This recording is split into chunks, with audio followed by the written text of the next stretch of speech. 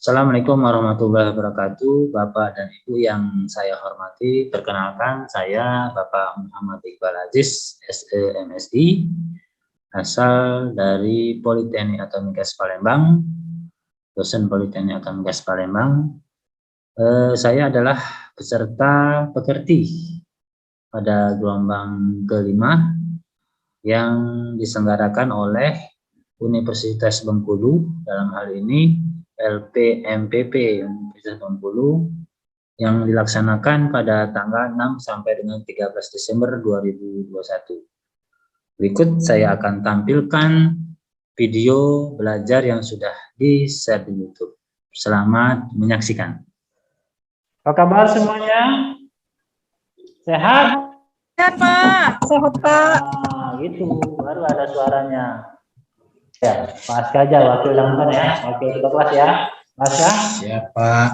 Ya, pimpin doa Pak Aska sebelum kita mulai.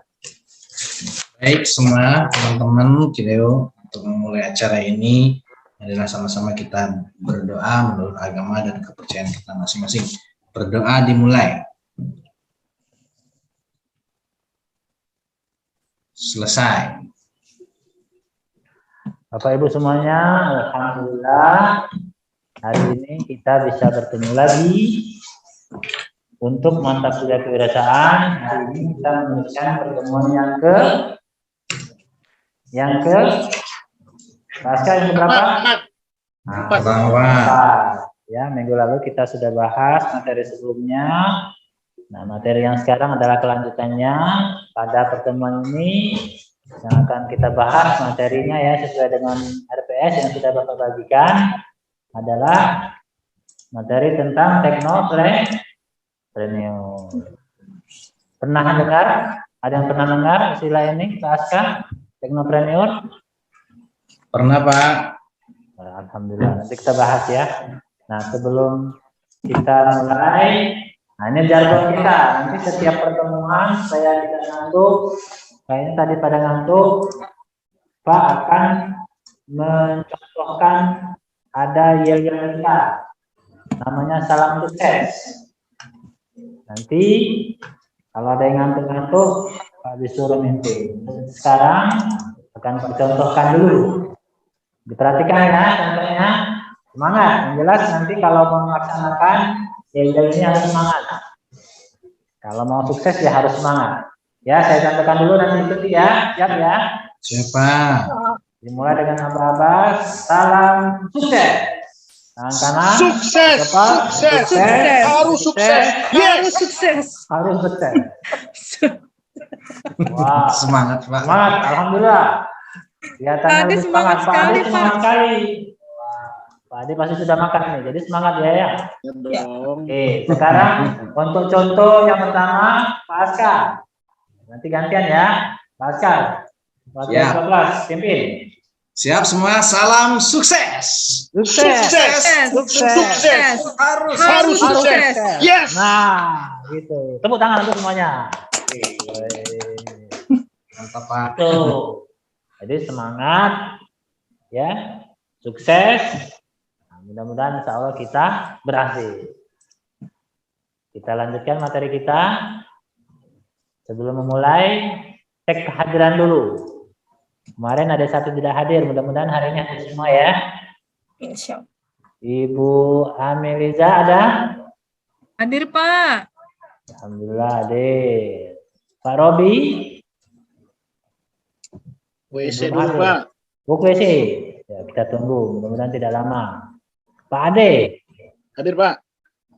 Oke. Pak Aska? Siap, Pak. Oke. Bu Dwi? Hadir, Pak. Oke. Bu Azika? Hadir, Pak. Kok lesu Bu Azika? Ulang lagi yang semangat. Tadi kan sudah salam sukses. Bu Azika? Hadir, Pak. Nah, gitu ya.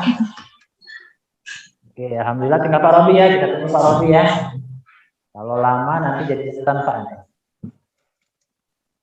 Oke, nah ini saya ingatkan lagi ya, kalau mau belajar harus terus diingat aturan belajar kita. Ini terus sampai dengan pertemuan kita selesai. Tidak ada yang terlambat, ya, datang lebih awal, videonya aktifkan. Nah, kayak Pak Robi tadi katanya ke WC, tapi kita tunggulah, karena videonya aktif tapi tidak ada orangnya.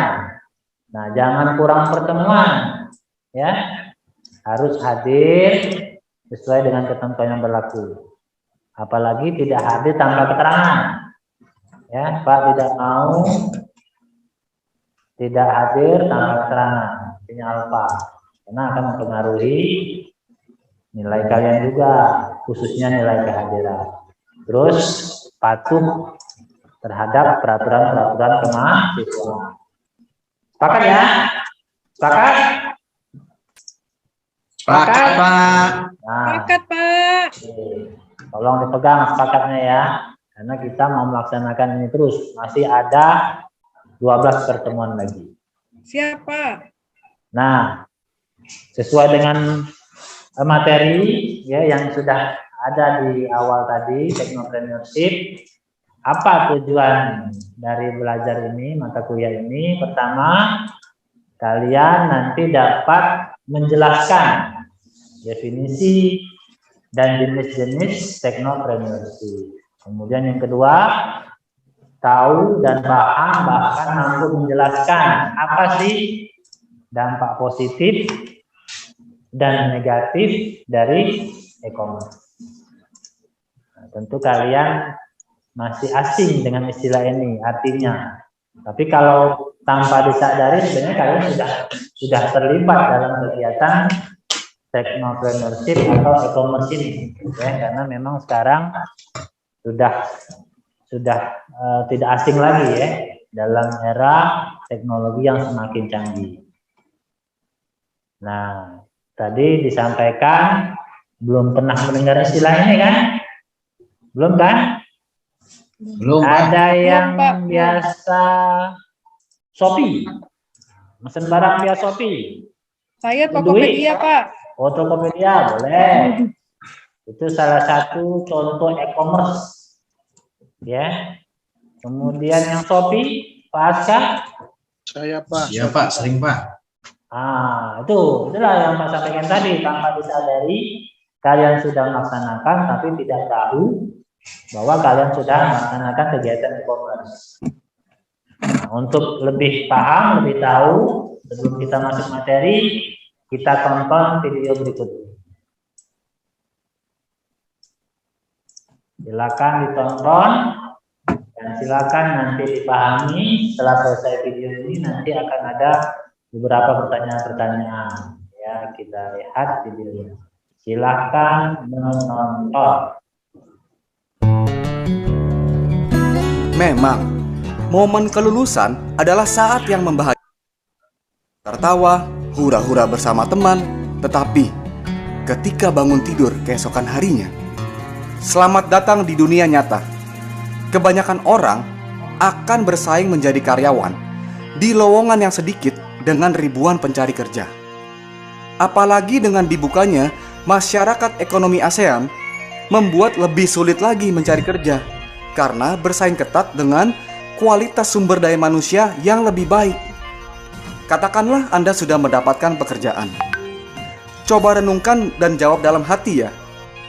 Kamu ini bangun pagi, mandi, pamit kerja, pakai seragam, kaki dibungkus sepatu, berangkat pagi pulang malam, bayaran gak seberapa. Kerja apa dikerjain? Lalu, kalau tiba-tiba dapat berita penutupan atau PHK di tempat kerja Anda, apa yang biasa Anda lakukan selanjutnya? Kembali lagi di situasi ini, antre cari kerja lagi. Mau sampai kapan berlangsung seperti ini? Hidup Anda seperti lari di tempat, tidak kemana-mana.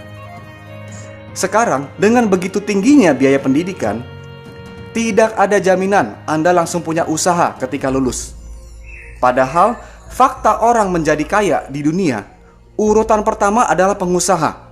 Baru yang lain-lainnya seperti CEO, dokter, pengacara, artis, atlet, broker, dan hasil warisan.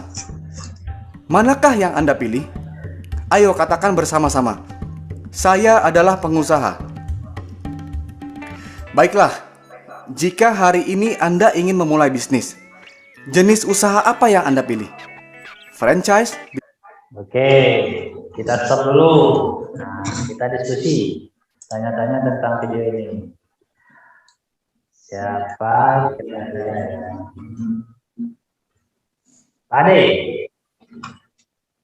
simpulkan makna dari video tadi, kemudian jawab pertanyaan ini. Jika hari ini Anda ingin mulai bisnis, jenis usaha apa yang akan Anda pilih? Boleh di luar dari sistem ini. Silakan, Ade. Saya akan bisnis pendidikan, Pak. Oke, luar biasa, bagus itu. Iya, Pak. Nah, kalau yang kita tangkap dari video tadi apa maknanya, apa artinya, ada pesan apa yang disampaikan video tadi? Intinya bisnis itu adalah sebuah pilihan, Pak. Oke, Ketika menjadi pegawai, kita akan menghadapi resiko. oke, Seperti tadi kita kerja dan orang, ikutin sistem orang, gaji ya karena banyak maka berbagi begitu ya. Aturan mainnya seperti itu. Resiko nanti ketika ada pilot, ada kerugian, bangkrut misalkan, ya kita mengalami pemberhentian atau PHK seperti itu. Karena kita ikut kerja dan orang, menjalankan sistemnya orang gitu. Ketika sistemnya di off kan, ya kita juga terdampak. Tapi berbeda dengan bisnis. Ketika bisnis jumlahnya sedikit, kita punya bebas finansial, bebas waktu, dan kita bisa menentukan berapa yang akan kita ambil marginnya. Artinya kita bisa lebih kaya begitu. Tetapi yang perlu dipahami di sini, untuk menjadi pebisnis itu juga tidak mudah, Pak. Tidak seperti membalikkan telapak tangan. Perlu usaha, mentalitas, kesiapan, keilmuan gitu, yang kuat juga seperti itu. Itu, Pak. kita lanjutkan ya semuanya. Kita lihat lagi videonya. Bisnis tradisional, money game, jual beli saham, atau properti? Sebagai contoh, berapa modalnya untuk buka usaha seperti ini? Puluhan hingga ratusan juta rupiah tentunya. Lalu, apakah pasti balik modal? Atau bahkan untung? Tidak pasti juga kan? Nah, jenis usaha tersebut memiliki keterbatasan, modal tinggi, pengeluaran tetap yang tinggi, resiko tinggi, masalah SDM, tren yang berubah-ubah, potensi pendapatan terbatas, kompetisi tinggi, dan pasokan yang terbatas. Lalu bisnis apa dong? Selamat datang di era baru. Terjadi pergeseran bisnis gaya lama yang dikemas dengan gaya baru. Cepat atau lambat, suka atau tidak suka, bisnis gaya baru jauh lebih banyak memberikan keuntungan. Karena bisnis online berbasis aplikasi modalnya relatif kecil, menjangkau orang lebih banyak, waktu 24 jam 7 hari seminggu, bisa dijalankan kapan saja, di mana saja, oleh siapa saja, dan menghemat biaya promosi. Oke, demikian tadi videonya. Kita putar sampai yang terakhir ya. Waktu 24 jam 7 hari seminggu, Baca bisa simak dijalankan ya. kapan saja, di mana saja, oleh siapa saja, dan menghemat biaya promosi. Lalu jenis bisnisnya apa? Di terakhir video tadi kita sudah melihat ada kata bisnis online. Sebenarnya itulah yang akan kita garis bawahi menjadi pokok bahasan kita. Ya. Masih ingat kata-kata terakhir di bisnis online tersebut? Manfaatnya itu kan bicara manfaat. Bisa bantu jawab punya bisnis online, apa manfaat yang tertera tercantum dalam video terakhir tadi? Mau belanja nggak capek-capek Pak, harus pergi Pak. Lagi pergi aja udah bisa dapat barangnya. Oke, sesuai dengan kalimat di mana saja dan kapan saja. Oke, bagus. Tambahkan oleh Pak Aska, apa kira-kira manfaat bisnis online Pak Aska? Kita sebagai konsumen Pak Aska. Memudahkan pekerjaan, Pak. Besok keluar lagi, Pak. Oke, mudah, lebih mudah kan? Artinya bisnis online itu berdampak positif kalau kita mau menjual barang, kita sebagai konsumen membeli barang sangat mudah dan cepat, kapan saja dan di mana saja, ya. Kembali ke kata awal, ada technopreneurship. Kalau kita melihat asal katanya, ada teknologi dan entrepreneur digabungkan menjadi technopreneurship. Kalian bisa lihat di bawahnya ada logo-logo kan? Ada Amazon, Yahoo, Apple, Microsoft, Intel, Google. Ini adalah beberapa contoh dari teknologi. Sekarang kalau secara definisi, secara detail, ini yang bisa kita lihat artinya. Kita lihat dulu yang teknopreneur. Kalau berbicara ini beberapa definisi dari para ahli ya. Banyak definisi-definisi yang disampaikan oleh beberapa ahli ya. Yang pertama kita lihat ada dari Webster Dictionary, ada dari S. Goodman dan kawan-kawan, kemudian ada dari Chua Yung Hua di tahun 2009. Oke, sekarang kita lihat yang sebelah kanan, technopreneurship. Nah, kira-kira apa yang membedakan? Kalau menurut Sosro yang Pak ambil di sini, yang Pak cantumkan di sini, ada menurut Sosro Winarsidiono, ya, kemudian ada menurut Tata Subari. Kita lihat saja definisi kalimat intinya adalah merupakan suatu proses. Ya, yang di poin pertama, narasumber pertama, yang kedua juga sama. Merupakan suatu proses ya, pembentukan usaha yang melibatkan teknologi. Jadi, kalau kita definisikan dua-dua ini, satu sisi menyampaikan teknopreneur menyampaikan tentang orangnya, kalau teknopreneurship adalah kegiatannya atau prosesnya. Dan proses dari kegiatan ini baik orang maupun kegiatannya sama-sama berdasarkan teknologi tentunya. Nah, inilah yang perlu kita pahami bahwa di dalam bisnis pun, dalam kegiatan berwirausaha seperti materi yang Pak sampaikan sebelumnya, ini bisa kita lakukan dengan memanfaatkan teknologi, di mana sekarang seperti yang kalian tahu teknologi itu sudah semakin berkembang pesat, apalagi dalam menunjang untuk kegiatan perdagangan, ya, menguntungkan kita sebagai konsumen dan menguntungkan kita juga sebagai produsen, ya. Ini juga beberapa contoh sama seperti yang sebelumnya, Bukalapak, sudah tidak asing lagi kan? Traveloka, Facebook, nah, YouTube, nah, Amazon, Kaskus, Gojek. Ada di sini Nadiem Makarim. Siapa tuh Nadiem Makarim? Pak Ade? Yang punya Gojek, Pak. Iya, yang punya Ya, Gojek. sekarang beliau Menteri Pendidikan dan Kebudayaan, Pak. Nah, jadi beliau basicnya memang buku bisnis. Ya, Gojek sudah di mana-mana di semua Indonesia, seluruh provinsi.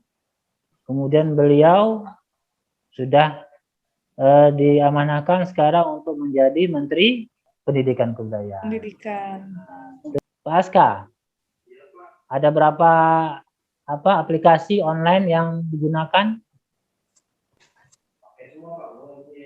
Gojek, Nah. Grab, Pak. Saya, Pak. Iya, karena kita sekarang kalau menyangkut kebutuhan, mobilitas apalagi ya, supaya mudah, supaya cepat kita pakai aplikasi ini kan. Kalau dulu Pak Aska mungkin harus keluar lorong, nongkrong dulu, mencari tukang ojek. Sekarang nggak gitu lagi. Tukang ojek yang nyamperin kita kan, bukan kita yang mencari tukang ojek. Nah, sekarang kita e-commerce. E-commerce itu apa? Nah, Pak gambarkan ya. Jadi di dalam e-commerce ini, ya, di dalam e-commerce ini banyak nama-nama toko online, ya, yang memiliki rating tertinggi banyak. Tapi ini Pak contohkan ada 6 tertinggi yang kita lihat di sini. Nah, di sini berdasarkan data kita lihat Tokopedia memiliki rating nomor 1. pengunjungnya ya ada 140 juta lebih. Nah, Tokopedia ini, ya. Kita tahu Tokopedia itu ya mau beli apa aja dia di Tokopedia kan. Kemudian, nah kalau masalah prediksi, kita lihat Tokopedia, Bukalapak, dan Shopee masih tetap Tokopedia yang memiliki rating tertinggi ya. Sampai 2023 diprediksi, nah, Tokopedia ini akan tetap menaiki peringkat paling atas. Pasar tradisional masih ada? Pasar? Masih. Banyak Pak. Iya, Tempat saya banyak, Pak. masih bertahan, dan terus ya kan. Pasar modern? Masih, Pak. Masih Pak. Contohnya apa? Pasar. Indomaret, Alfamart. Pasar Pelaju Pak. Foodmart, Pak, Foodmart. Ya betul. Saya jawab tadi. Carrefour. Oh ya betul sekali. Hypermart. Nah sekarang pertanyaannya Pak Ade, Pak Aska lebih sering mana nih? Pasar modern apa pasar tradisional? Pak Aska? Pasar tradisional Pak. Oh iya. Oke, ngapa? Lebih murah ya? Lebih murah, bisa tawar menawar. Betul. Itu juga merupakan pilihan alternatif. Kalau Pak Ade? Saya jarang semua, Pak. Kenapa? Ya belanja ke Shopee tadi, Pak. Oh ya, artinya Pak Ade sudah beralih ke yang lebih modern lagi Pak Ade ya? Ya, betul, Sudah Pak. e-commerce pasar digital. Ya. Oke, bagus itu Pak Ade. Inilah kalau kita mau katakan siklus skema dari e-commerce itu sendiri. E-commerce ini ada pada poin nomor 1 kita lihat ininya ya, apa namanya tahapannya ya. Nomor 1, 2, 3, dan 4. Di sebelah sisi kiri ada pedagang, sebelah kanan itu konsumen.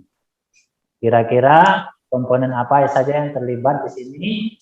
Pedagang dan konsumen. Tentu pasti di tengah-tengahnya ada perantara media untuk memasarkan. Marketplace.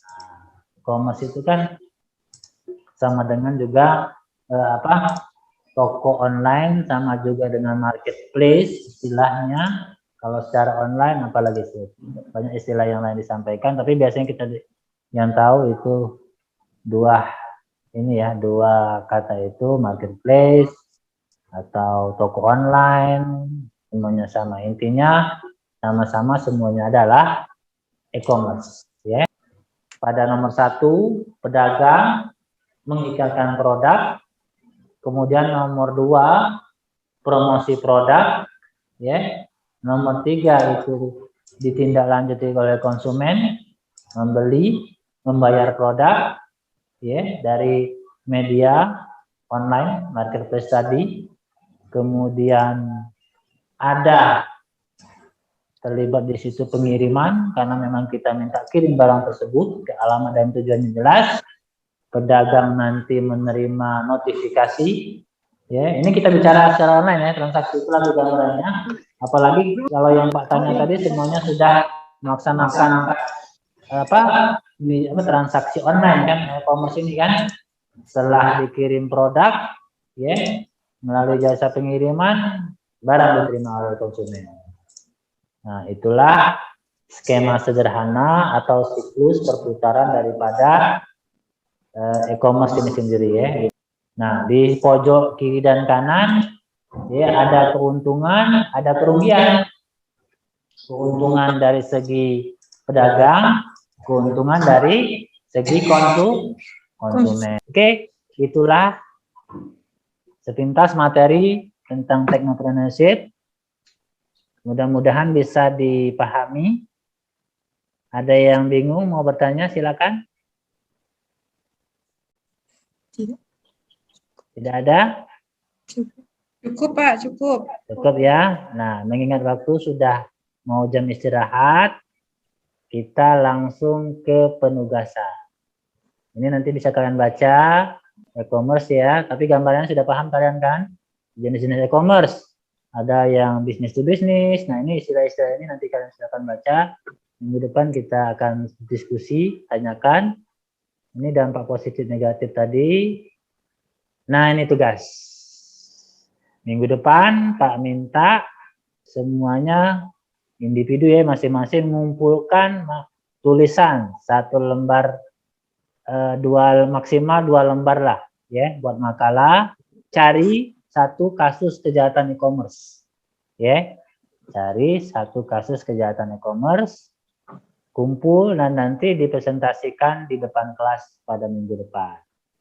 Ini penilaiannya, pemilihan artikel, format penulisan, dan presentasi juga akan Pak nilai. Pokoknya ini ya, cari yang terbaik, cari yang bagus, cari kejahatan yang memang bisa kita buat dalam makalah ya. Minimal berapa halaman, Pak?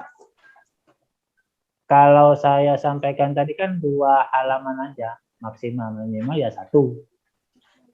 Diketik rapi, kertas HPS dicatat aja, Pak lupa ketikan di sini. Kertas HPS A4, tulis ya, margin kanan kiri 3 kiri, atas 2, kanan 2, bawah 2, spasi 1,5 saja, ya, maksimal 2 halaman saja, ya. Terus, nah ini Pak sampaikan. Ini kemarin sudah kita bahas bahwa kalian di awal kuliah juga Pak sampaikan bahwa kalian harus mempunyai produk bisnis yang inovatif. Pak contohkan di sini Bikar. Pernah dengar? Kerupuk Bikar, kerupuk biji karet. Nah, ini di Muba nih. Di Muba ini sudah dikembangkan ini, kerupuk biji karet. Kemudian sebelah kanan selai kulit nanas. Nah, ini kan suatu terobosan produk bisnis yang luar biasa kan. Nah, ya, terus nanti produk bisnisnya disusun dalam proposal bisnis, kemudian nanti dijual secara online. Mungkin itu saja. Ada pertanyaan sampai di sini mengenai tugas atau materi? Cukup, Pak, cukup. Cukup. Oke. Alhamdulillah untuk pertemuan kita ini sudah selesai. Mengingat waktu sudah mendekati jam istirahat. Silakan Danton, Wakil Danton. Pak Robi dah hadir juga ya? Oke, Wakil Danton berarti. Silakan tutup perkuliahannya. Silakan, Pak Aska.